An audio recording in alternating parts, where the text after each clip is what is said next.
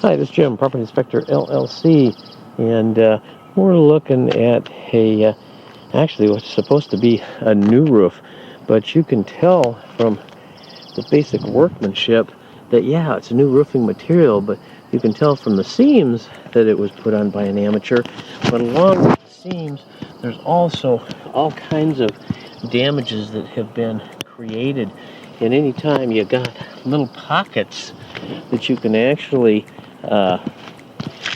set water into in terms of the rain, you know you're long term going to have a problem when you got cracks that aren't even sealed.